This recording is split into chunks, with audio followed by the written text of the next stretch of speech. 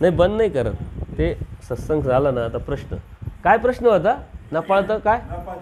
बघा आपल्या धर्मामध्ये न पाळते शब्दाचा अर्थ काय बघा. न पाळण्याचं ठिकाण, न पाळण्याची जागा, न पाळण्याची वेळ. सोपं आहे की नाही? जे पाळण्यासारखं नाही ते न पाळतं. न पाळत्यावरती माझे 3 सत्संग आहे. तुम्ही माझे सत्संग नंबरप्रमाणे जर ऐकले ना तुमच्या डोक्यात काही घाणत नाही राहणार. प्रत्येक विषयाला स्पर्श करून तो अभ्यासक्रम तयार केलेला आहे. नंबरप्रमाणे सत्संग ऐका. तो अभ्यासक्रम आहे. नामधारक वासनिक तुम्हाला समोर ठेवूनच. मी वासनिक दशेत असताना मला काय प्रॉब्लेम होत्या, काय अडचणी होत्या, त्याचा विचार करून मी अभ्यासक्रम तयार केला आणि त्या अभ्यासक्रमानुसार ते सत्संग त्याच्यावरती 3 नपाळत्याचे सत्संग आहे. नपाळतं म्हणजे काय? परमेश्वरांनी तत्त्वज्ञानामध्ये सांगताना नची अशी कितीतरी सूत्र दिलेले आहे आपल्याला. ते म्हणजे आपल्यासाठी नपाळतं आहे. परंतु तुम्ही विचारलेला प्रश्न हा देवतेच्या अनुषंगाने नपाळता आहे प्रश्न आहे, किंवा ज्या ठिकाणी काय आपण अग्निदाग दिला किंवा भूमिदाग दिला त्या ठिकाणच्या भूमीविषयी आहे. बघा आता पुढच्या महिन्यातच काय आषाढी एकादशी येणार आहे, बरोबर. आता आषाढी एकादशी म्हणजे विशिष्ट संप्रदायाचा तो एक सणच असतो. ती देवदेव करतात म्हणून त्या दिवशी त्या देवतेचा खूप उदो करतात त्यांचे भक्त, म्हणून आपल्यासाठी तो नपाळत्याचा दिवस असं आपण समजतो. मग त्यावेळेस आपण काय करतो? आपण आपली भक्ती करायची. किंवा आता नागपंचमी येईल. आता मार्चमध्ये आलं का साऱ्या या गोष्टी येतच राहतात. नागपंचमी येते, पोळा येतो, इतर लोक इतर देवतेची सण करतात. आपल्या परमेश्वराच्या ठिकाणी करायचं असतं. तर ते नपाळते दिवस असतात. त्याला नपाळते दिवस म्हणतात. जेणेकरून दुसऱ्या देवतेची भक्ती करणाऱ्याचा जो दिवस आहे तो नपाळता दिवस. आता भूमी ही नपाळते असते का? परमेश्वरांनी प्रपंच जड सांगितलं आहे. त्याला कोणत्या प्रकारे? आता ही भिंत आहे, याच्यामध्ये काय विटा आहे, दगड आहे, माती आहे, रेती आहे, सिमेंट आहे. याला काही भावना आहे का? याला कोणत्याही प्रकारच्या भावना नाही. परंतु ती आपण कशासाठी वापरतो त्याच्यानुसार त्याच्यात रज तम सत्व उतरत असतं. आपल्या हिंदू धर्मामध्ये 4 दाग सांगितलेले आहे. कोणते कोणते दाग हे तुम्हाला नॉलेज म्हणून देतो आहे. अग्निदाग आणि भूमिदाग हे तर खूप नंतरचे. पहिले दाग कोणते होते माहिती आहे तुम्हाला? वनदाग आणि जलदाग. जंगलातच राहायचं आपण सर्व. आपला पूर्वजांचा जर इतिहास आपण घेतला तर जंगलात राहायचं. तिकडं माणूस मेल्यानंतर जंगलात नेऊन टाकायचे. ते हिंस्र प्राणी त्याचे खायचे, तिकडंच वाट लागायची त्याची. तो कायद्याने बंद झाला.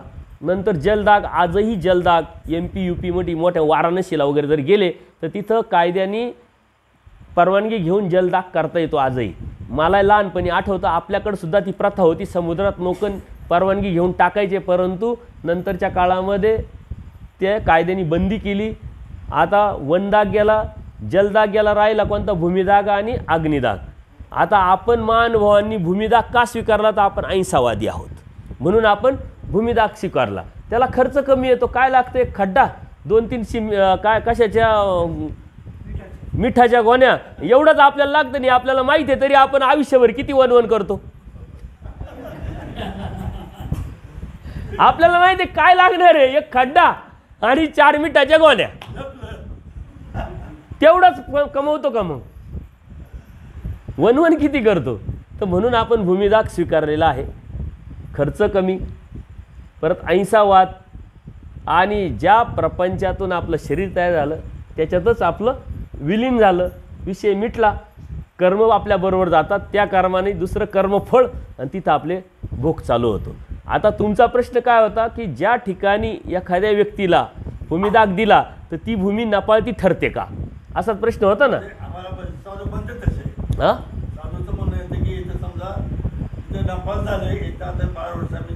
बघा त्याच्यासाठी गावामध्ये अग्नी 10 देण्यासाठी किंवा स्मशानभूमी एक सेपरेट जागा ठेवलेली असते. तुमच्याकडे असेल बघा.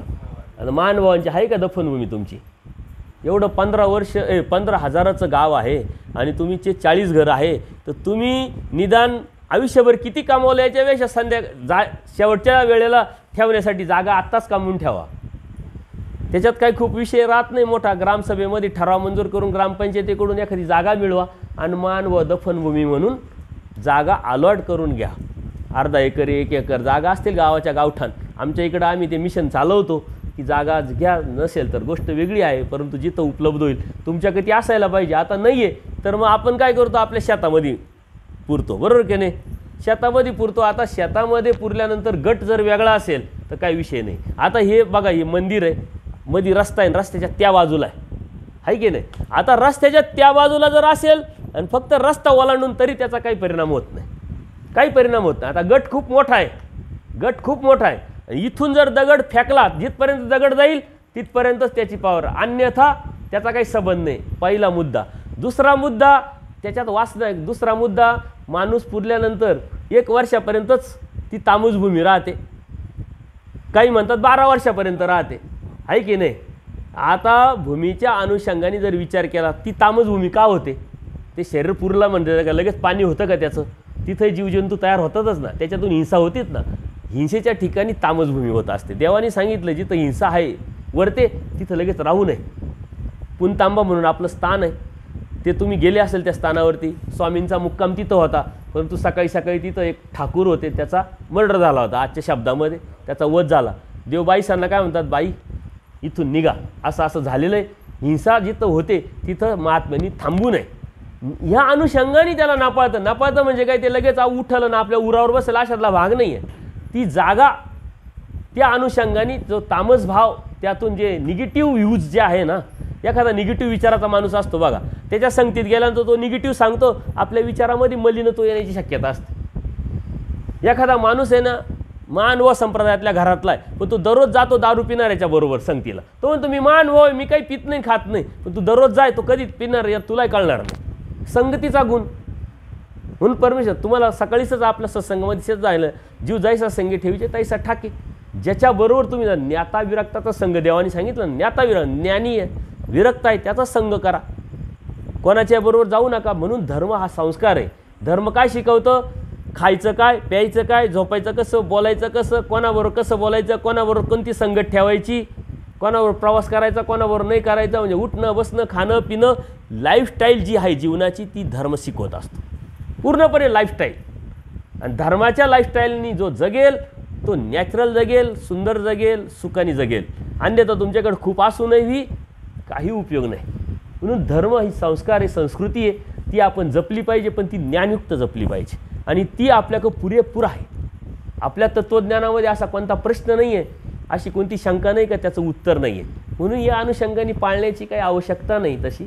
आणि काही जे आचारवंत साधू संत आहे त्यांना विनंती करून, आपल्या मनामध्ये शंका आहे ते जर नेलं आणि त्यांना विनंती करून त्यांनी तिथं 2 शीतं जरी खाल्ले, जेवण केलं, प्रवेशन केलं, तर ते ना, कारण त्यांची साधना असते, तर ते नापाळतं ते पाळतं होऊन जातं. त्याच्यामुळं खूप काही पाळण्यास खूप दिवस त्याचा विषय नाही आहे. बरं, जे साधू तुमच्याकडे असे म्हणत होते ते फक्त खात नव्हते, बाकी पैसे घेत होते, धान्य घेत होते, पूजापाती त्यांना चालत होत्या, मग ते नापाळतं नव्हतं का? ते नापाळत नव्हते. तुमच्या मनात हे प्रश्न निर्माण व्हायला पाहिजे. इथं आल्यानंतर खात नाही, पैसे दिल्यावर घेते, धान्य घातल्यावर घेते, येतं काहीच नाही.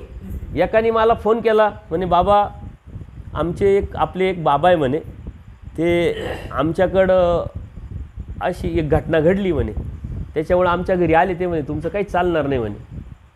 म्हणलं मग काहीच चालणार नाही तर त्यांना कशाला देता? नाही म्हणे फक्त खाणं चालणार नाही, बाकी जेवणं हे ते टाळू फक्त, बाकी तुम्ही पैसे दिले तर चालल, धान्य दिलं तर चालल, आणि आम्ही कोणाकडून घेतच नाही म्हणे. म्हणलं आता एक प्रयोग करा, तुम्ही त्यांना सांगा की आमच्या शेजारी जे अन्य लोक आहे, ज्यांनी उपदेश घेतलेले नाही असे लोक आहे, आणि त्यांच्याकडे अगोदरच साखर 1-1 किलो साखर तांदूळ काय नेऊन द्यायचे, आणि त्यांना सांगायचं का आमच्या बाबांना आम्ही घेऊन येऊ आणि तुम्ही तुमचं म्हणून द्यायचं. ते म्हणे ते अन्य चालेल का? म्हणे चालेल ना, घ्यायला काय लागतं, म्हणजे अन्यांचं चालतं तुमचं का चालत नाही, तुम्ही तर दैवराटीचे आहोत. तर ह्या ज्या साऱ्या गोष्टी आहे ना, या साऱ्या भ्रामक गोष्टी आहे, याला तत्त्वज्ञानानुसार कोणत्याही प्रकारचं प्रमाण नाही. परंतु काहीतरी वेटेज निर्माण करून एक सस्पेन्स निर्माण करायचा आणि तुमच्या मनामध्ये काहीतरी गोष्ट भीतीदायक धर्म निर्माण करायचा, जेणेकरून तुम्ही आम्हाला काय काय द्याल याची अपेक्षा अभिलाषा आमच्यामध्ये असल्यामुळे, आमच्यामध्ये निर्माण झाल्यामुळे तुमच्याकडून काढण्याची ती एक आयडिया आहे. बाकी त्याला काही प्रमाण नाही. आला का लक्षात? या बऱ्याच गोष्टी आहे, याच्यावरती मी बरंच बोलत असतो. माझे सत्संग जेव्हा तुम्ही ऐकाल तेव्हा लक्षात येईल की या साऱ्या गोष्टी मी काढत असतो, कारण प्रमाण काय सांगतं, तत्त्वज्ञान काय सांगतं, हे सर्व अवलंबून आहे. तुम्ही प्रश्न विचारले तर मी तुम्हाला बोलल अजूनही बी काही काही. अजून काही दुसरा प्रश्न आहे का? प्रश्नच निर्माण होत नाही तुम्हाला. थांबू मग आपण. हां हां हां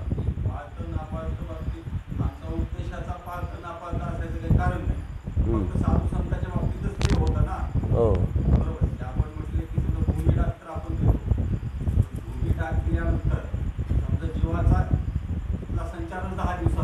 हो ऑलरेडी त्या जीवाचा प्रश्न नाही आहे. मी आता काय सांगितलं, जीवाचा प्रश्न आहे. जीव जेव्हा आपण जमिनीत पुरतो हा तेवढ्या पुरतं. तुम्हाला काय सांगितलं, आपण दगड फेकल्यानंतर जिथपर्यंत जातो तिथपर्यंत त्याचं प्रमाण, त्याला काही अर्थ नाही. ते बी देवतेच्या अनुषंगाने सांगितलेलं, या अनुषंगाने नाही. देवतेचं एखादं ठिकाण आहे ना,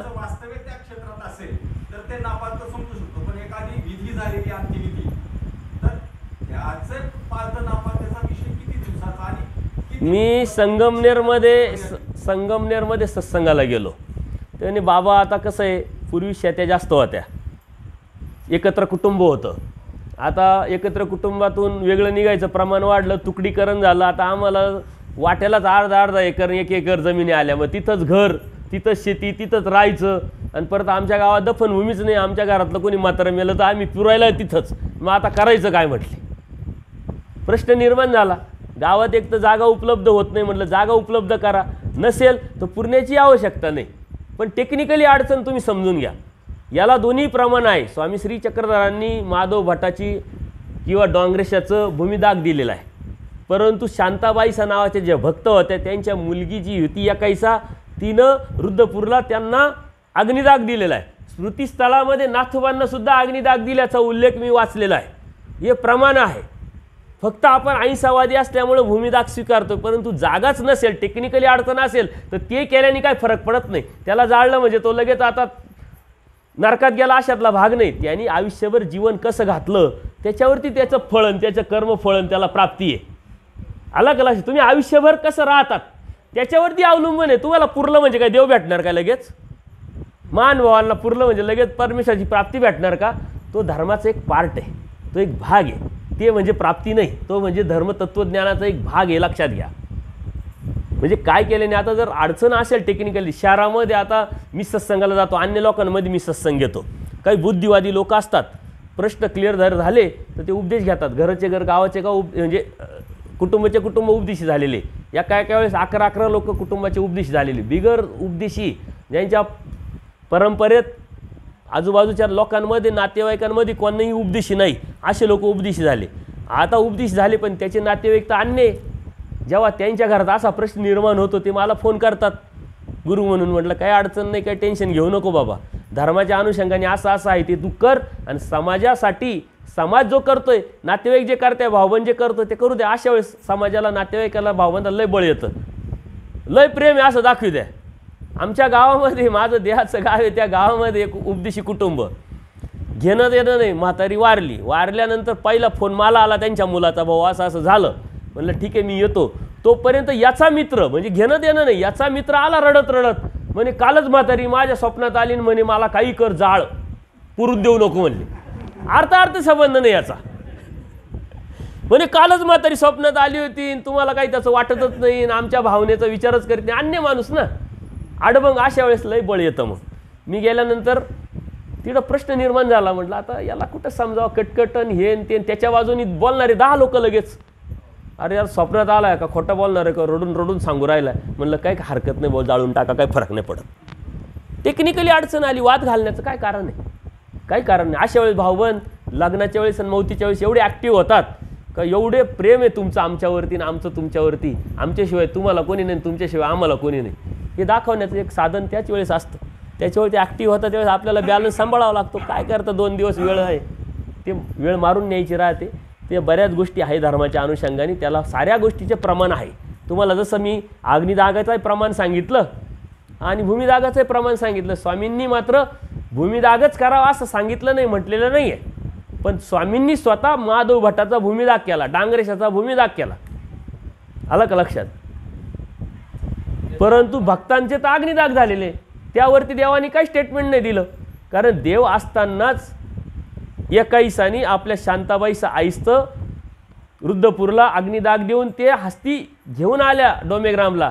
देव काय म्हणतात, बाई आपली वाराणसीची ती आपली काशी आहे, तिथंच तुम्ही ते विसर्जन करायचं, इकडे आणायचीच गरज नव्हती. एवढंच देवाने स्टेटमेंट दिलं. देवाने असं म्हटलं नाही जाळलं कशाला, पुरायला पाहिजे होतं, मला विचारायला पाहिजे होतं, असं काही देवाने म्हटलं नाही. आपल्याला प्रमाण काय माहिती आहे का, श्रुती आणि स्मृती, म्हणजे लीळाचरित्र आणि स्मृतीस्थळ ही आपल्याला प्रमाण आहे. रद्दाचार आणि मार्गरूढी हे अलिखित आहे. हे नंतरच्या काळात जशी रूढी पडली तशी रूढी पाडत गेली. जे योग्य ते लोक स्वीकारित गेले, ती योग्य ती चालत गेली. मात्र चुकीच्या रूढी परंपरा आज आपल्या धर्मामध्ये खूप पडत आहे. त्याला विरोध करणारा मी कंटिन्यू आहे. तुम्ही कोणत्याही महानुभावांना माझं नाव विचारलं, कालच एक फोन आला होता यांना आणि माझं नाव सांगितलं, अरे म्हणे त्यांना कशाला बोलवलं म्हणे. विचारा, त्यांचा तुमच्या समोरचा अनुभव आहे. आणि यदा कदाचित जर यांनी सांगितलं असतं ना अगोदर का मला बोलवलं आहे, तर यांना 10 लोकांनी विरोध केला असता आणि तुमच्या गुरूंनी तुम्हाला फोन केले असते का त्यांना बोलू नका. कारण मी ऑनलाईन जे आहे ते धर्माच्या अनुषंगाने प्रमाणबद्ध सांगत असतो. तुम्ही माझे व्हिडिओ काहीच ऐकलेले नाही अजून, यूट्यूबवरती जा, व्हिडिओ ऐका, मग तुमचे लक्षात येईल का हे काय साऱ्या खोपड्या उडतील.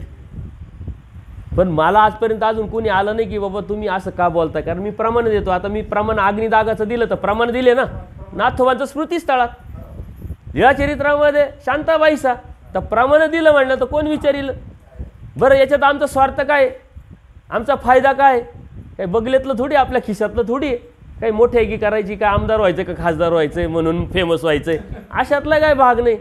फक्त आमची मानसिकता काय, जसा आहे तसा धर्म सर्वसामान्यांपर्यंत गेला पाहिजे. ते धर्मावर उठले पाहिजे आणि त्यांनी त्यांचा धर्म सांभाळून त्यांच्या जीवनाचं हित केलं पाहिजे. आणि तुमच्या हितामध्ये माझं हित दडलेलं हा प्रेमाचा उपाय.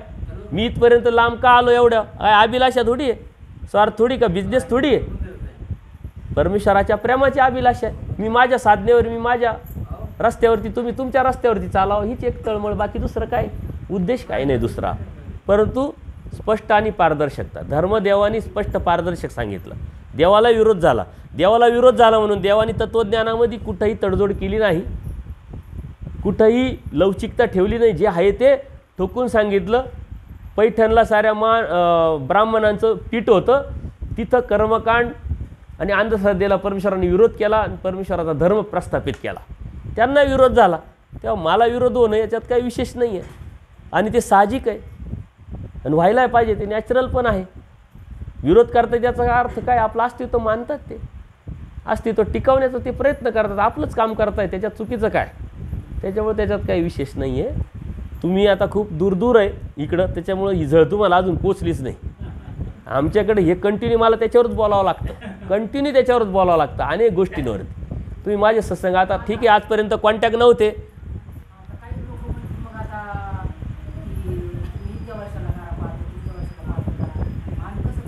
काय काय पाळतं करा, अहो देवानी अवतार घेऊन आणि सारी सृष्टी पाळती करून टाकेल.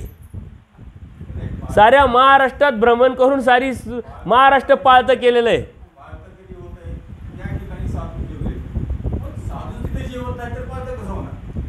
बघा ही बी एक मानसिकता आहे.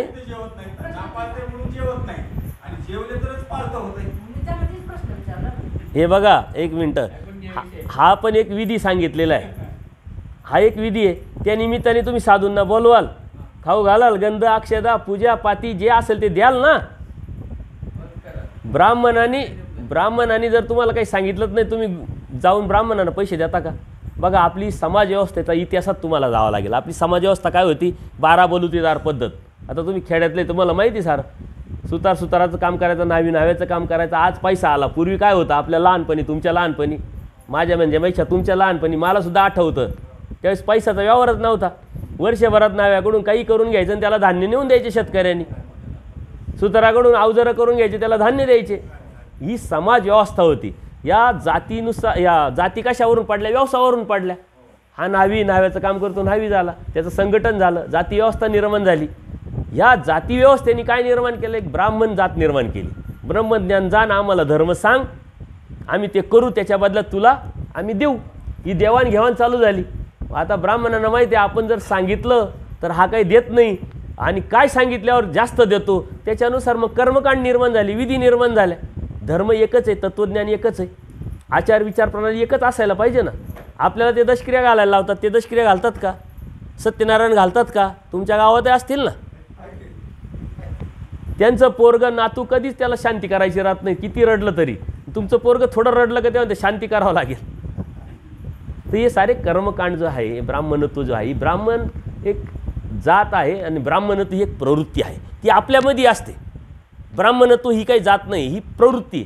मी साधूचे कपडे घातले पण तुमच्या अज्ञानाचा मजबुरीचा फायदा घेऊन जर तुम्हाला लुबाडत असेल तर मी ब्राह्मणत्व स्वीकारलेलं आहे, म्हणजे प्रवृत्ती स्वीकारली.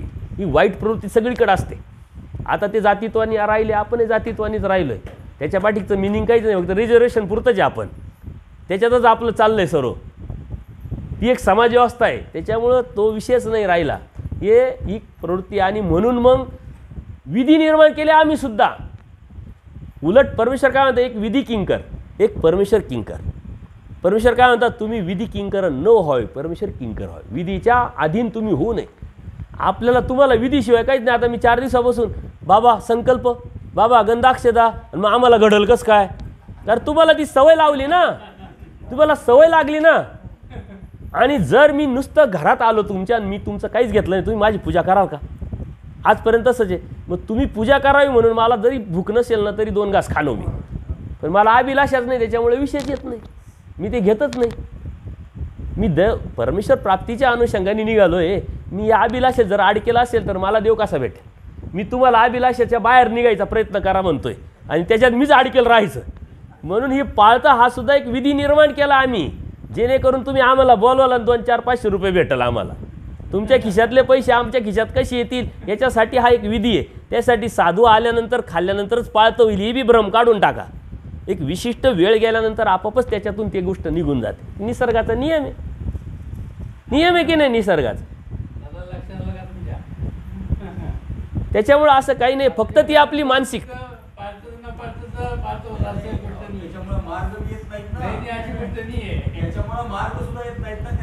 हे बघा, असं नाही आहे. मार्ग काय येत नाही माहिती का? समाज व्यवस्थेला मान देतात.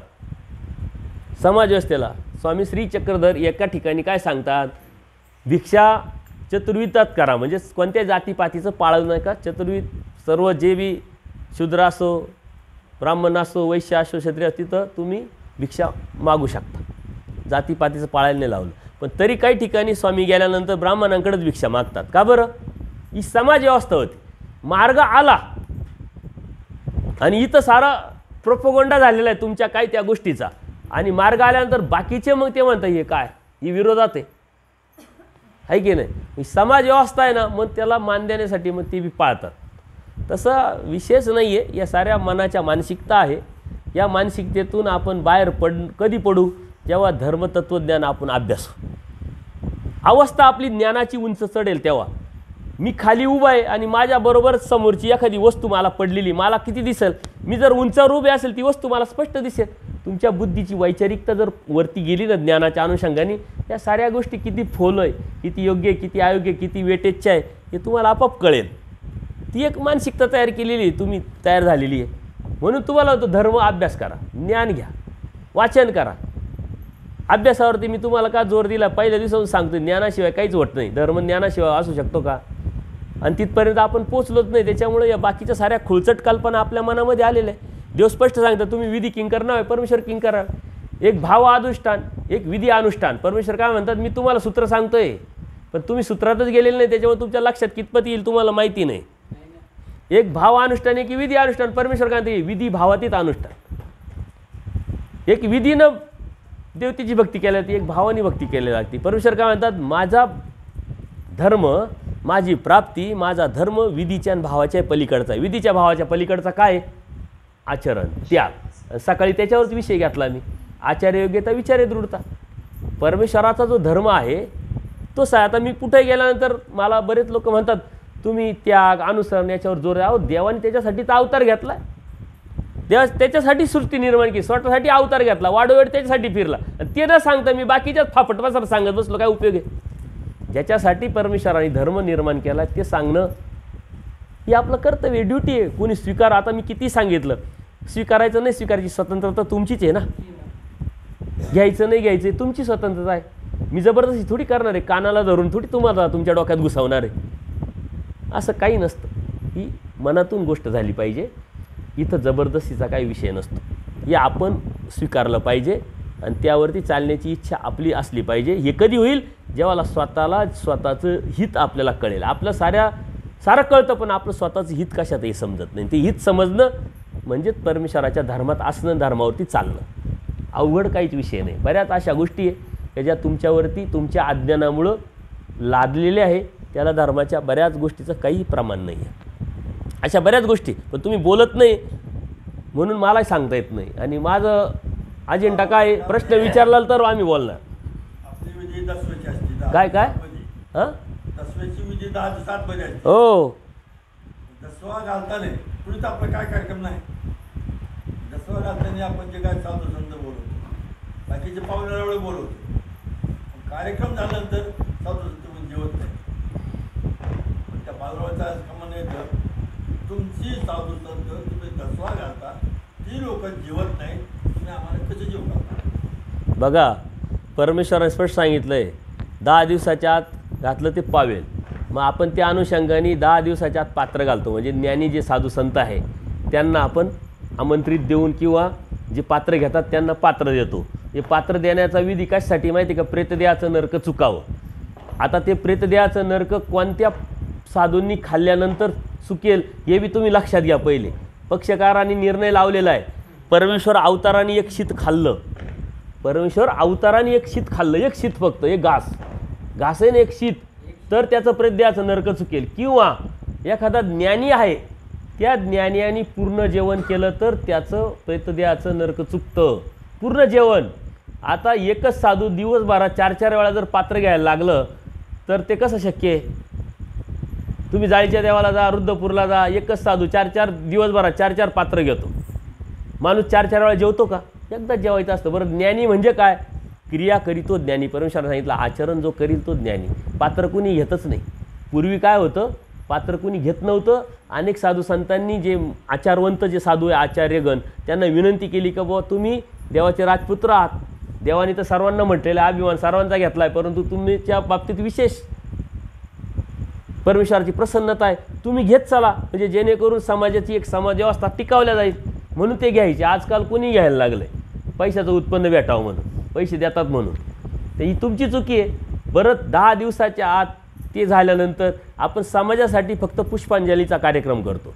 त्यावेळेस तुम्हाला ते सुतक पाळणं, न्हाव्याला बोलून केस काढणं याची गरज नाही. तुम्ही दैवराटीचे पक्के असाल तर. आमच्या इकडं ते आम्ही बंद केलेलं आहे. फक्त साधू संतांना बोलल्यानंतर धर्मतत्वज्ञानावरती बोलवा. इकडं तिकडं बडबड करू नका. धर्मतत्वज्ञानावरती बोलवा.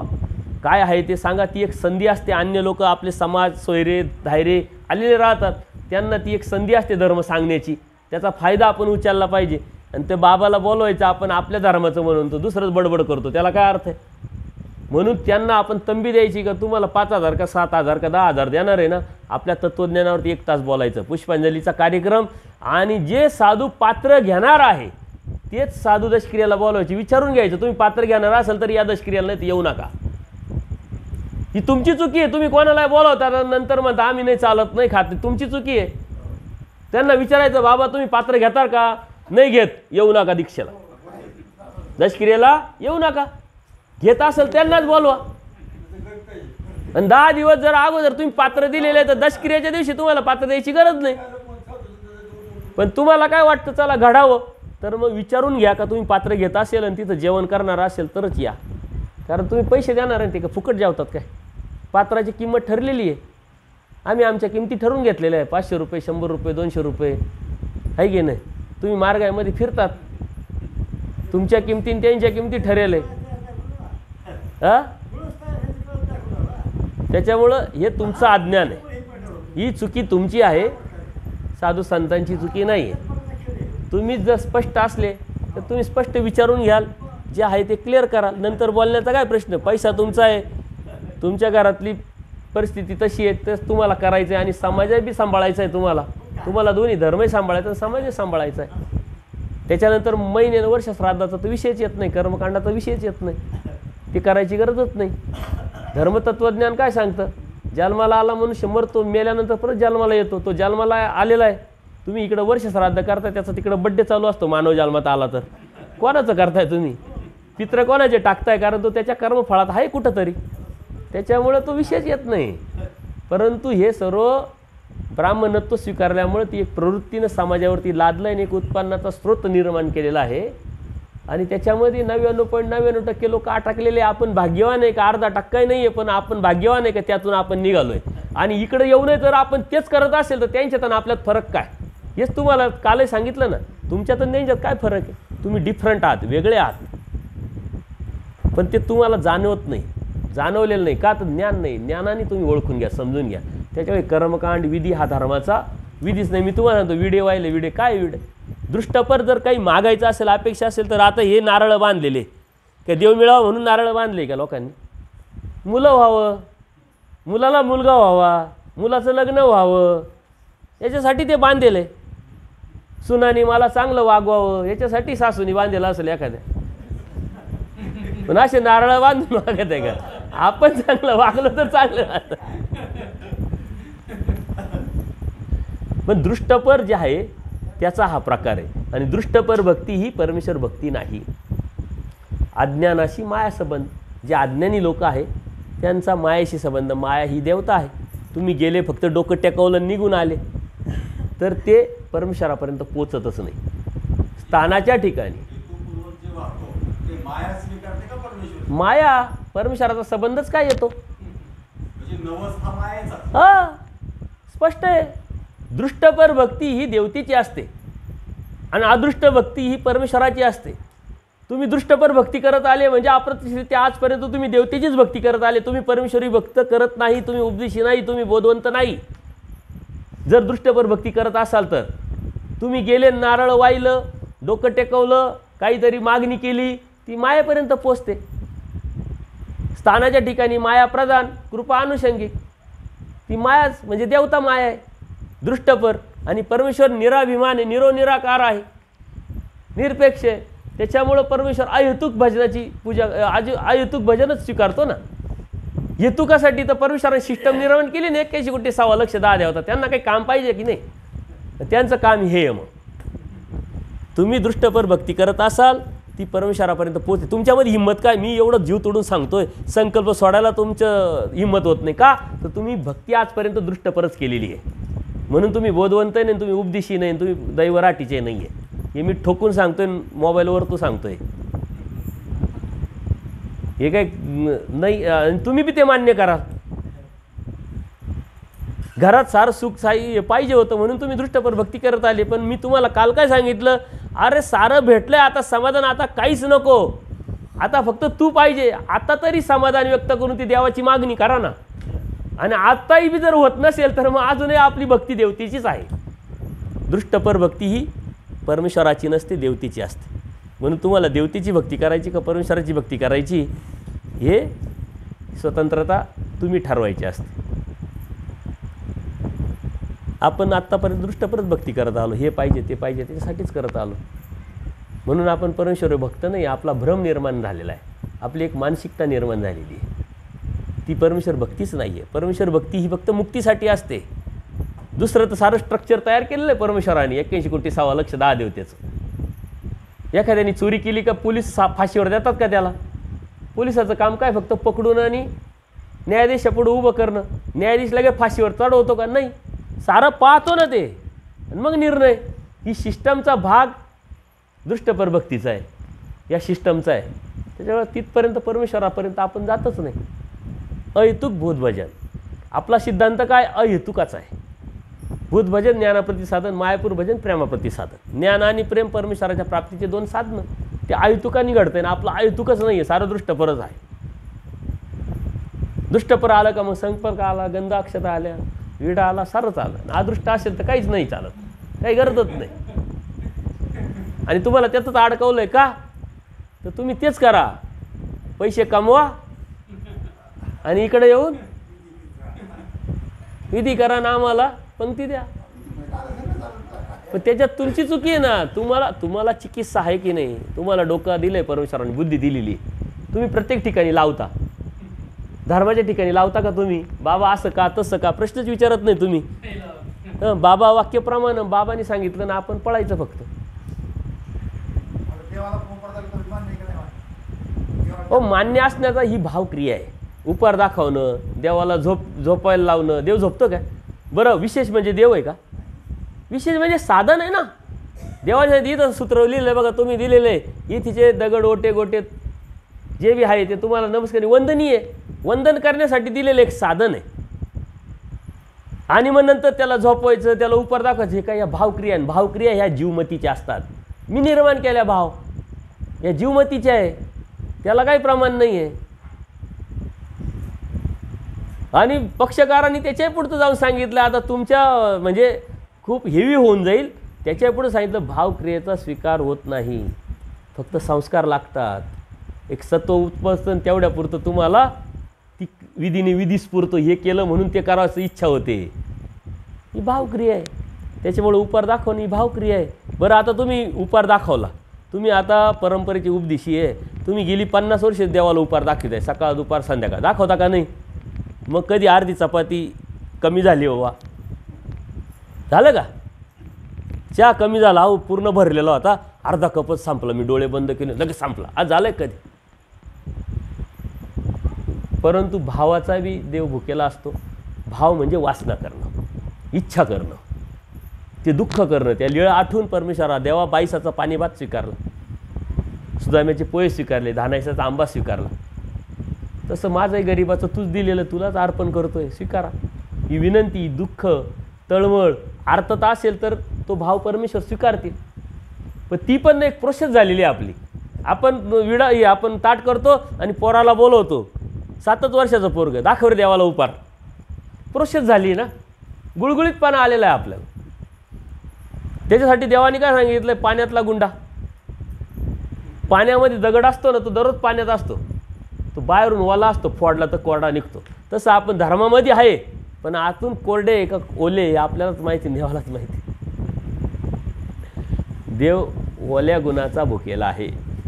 वरवर फक्त धर्माचं भक्तीचं सोंग घेणाऱ्याला इथं अजिबात थारा नाही. करायचं तर नीट करा, नाही तर नाही केलं तरी तुमच्या जीवनात काही फरक पडणार नाही. बघा, आज समाजामध्ये राहत असताना निरीश्वरवादी लोक आहे की नाही, का जे परमेश्वराला मानतच नाही, निरीश्वरवादी, कधी देवता मानतच नाही, ते बी जीवन जगतात आहे ना, मस्त जगते. असं काही नाही का त्यांना दुःखच दुःख आहे, असं काही नाही. मस्त आहे, उलट त्याला काही टेन्शन नाही, कुठं जायचं नाही, उपास नाही, तापस नाही, कर्मकांड नाही, चंगळवाद, मस्त मौज माझ्या. उद्याचं कोणी पाहिलं? परंतु आपला धर्म ते LICचं मी सांगत राहतो, LICचं एक ब्रीद वाक्य बघा, जिंदगी के साथ भी जिंदगी के बाद भी. तसं जीवनाबरोबर पण धर्म आहे, जीवनाच्या नंतर पण धर्म आहे. जीवन सुंदर करणारा आहे आणि जीवनाच्या नंतर सुंदर करणारा आहे धर्म आपला. आज चांगलं बोललो, सकाळी तुम्हाला सांगितलं गोड बोलायचं, गोड बोललं तर लोक आपोआपच चांगलं म्हणणार आहे ना, चांगला माणूस आहे. रिझल्ट भेटला की नाही, समाजात मान्यता झाली, म्हणजे जिंदगी के साथ भी मस्तपैकी, जिंदगी के बाद भी. आपण जिंदगी के साथ नसल्यामुळे जिंदगीच्या बादचा प्रश्नच येत नाही. जीवन सुंदर आहे, अधिक सुंदर करण्याचं साधन म्हणजे धर्म आहे. सुंदर आहे जीवन, पण ती सुंदरता त्या आपल्याला लक्षात आली पाहिजे, ती सौंदर्य आपल्या लक्षात आली पाहिजे. एक अष्टविश्व दारिद्र्य देवाने सांगितलं, एक लीळा गोष्ट आहे, ज्याला अष्टविश्व दारिद्र्य, गरिबी खूप आहे, तो मार्केटमध्ये जातो, काहीतरी काम करतो, हमाली वगैरे, आणि भाताच्या कण्या आणतो. कण्या म्हणजे काय? तुकडा भात असतो ना, त्याला कण्या म्हणतात, तुम्हाला माहीत असेल.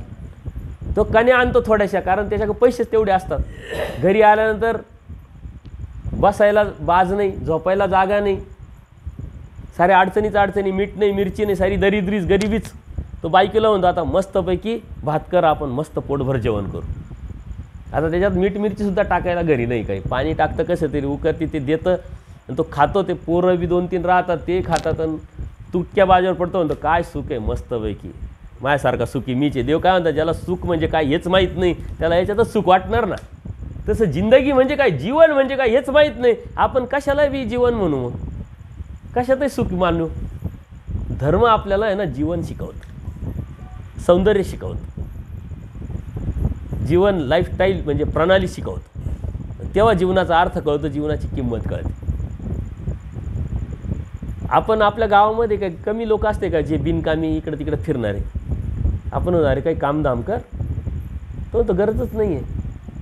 कारण महत्त्वाकांक्षाच नाही ना, काही स्वप्नच नाही आहे. ज्याच्याकडे महत्त्वाकांक्षा आहे, स्वप्न आहे, तुम्हाला सांगितलं सकाळीसुद्धा, पुढे काय पुढे काय हा प्रश्न निर्माण झाला पाहिजे. तो निर्माण नाही झाला ना, तर ज्यांनी जग जिंकण्याची, हिटलर जो आहे, जग जिंकण्याची महत्त्वाकांक्षा ठेवली होती आणि जग जिंकत चालला होता. त्यांनी एवढं सैन्य तयार केलं होतं, पण त्यांनी काय केलं माहिती, आत्महत्या केलेली, सुसाईड केलेलं, हा इतिहास. पुढं काय हा प्रश्न निर्माण झाला त्याला, आणि त्याच्यामुळं पुढं काही प्रश्नच नाही, महत्त्वाकांक्षाच नाही आहे, त्याच्यामुळे त्याला सुसाईड करावं लागेल. म्हणून साधक हा स्वस्थ चित्त समाधानी जो असतो तो परमेश्वराच्या दैवराटीचा असतो. जाता जाता एक छोटीशी गोष्ट सांगतो, आपण थांबू कारण वेळ भरपूर झालेला आहे, लाईट पण गेली आहे. ऐकायचं का उद्या ऐकायचं? सांगू, घ्या उरकून एकदाच.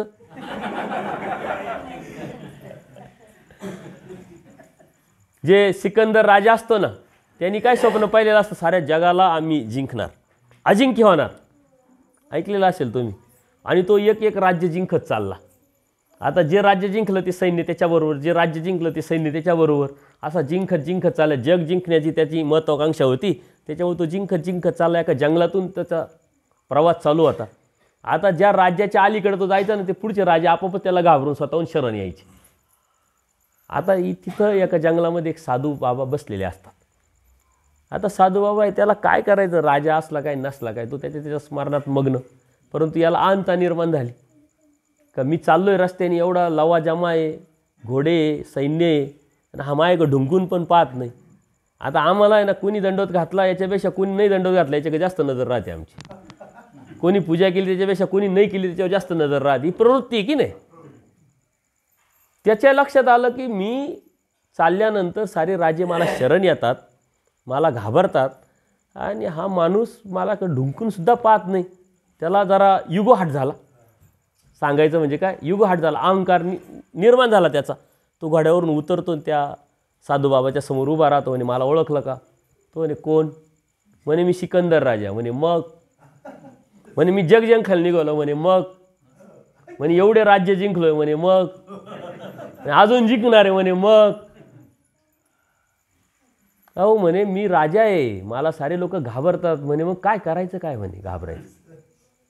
तो साधू बाबा त्याला विचारतो, सारं जंग जिंकणार आहे, एवढं तू हरवलेलं आहे, एवढं जिंकलेलं आहे, जंग जिंकल्यानंतर तू काय करणार? म्हणे मस्त राहणार. म्हणे मग मी आता काय करू राहिलो? म्हणे हे लक्षात आलं का? तो साधू बाबा म्हणे तू सारं जग जिंकल्यानंतर मस्त बसणार आहे, मी आताच बसलेलो आहे ना. तर जग जिंकल्यानंतर जिंकणं नाही, आपण स्वतःला जिंकणं म्हणजे जग जिंकणं आहे. आपल्या इंद्रियाला आपण जिंकणं म्हणजे जग जिंकणं आहे. ज्याच्या जीवनामध्ये स्वस्थता आहे, मस्त आहे, समाधानी आहे, तो परमेश्वराचा भक्त आहे, तो दैवराटीचा भक्त आहे. सांगण्याचं तात्पर्य काय की आपल्यामध्ये समाधान निर्माण झालं पाहिजे. आणि ते कधी केव्हा? जेव्हा कर्तव्य आपले पार पडले. तुम्हाला कुठं म्हणतो कर्तव्य पाडू नका? कर्तव्य तर परमेश्वरानेच सांगितलं अर्जुन देवाला, कर्म कर, कर्तव्य पार पड, नंतर तुला काय करायचं सांगतो नंतर सांगितलं. तो अगोदर सर्व सोडायला तयार होता, पण अर्जुनाला सोडू दिलं का देवानी? लढावं लागेल तुला. आपल्या जीवनाबरोबर लढणंच आहे, लढावं लागेल, परंतु कितपर्यंत लढावं लागेल?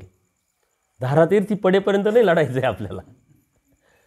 आपलं कर्तव्य पार पाडेपर्यंत लढायचं आहे आणि नंतर देवाचं व्हायचं आहे.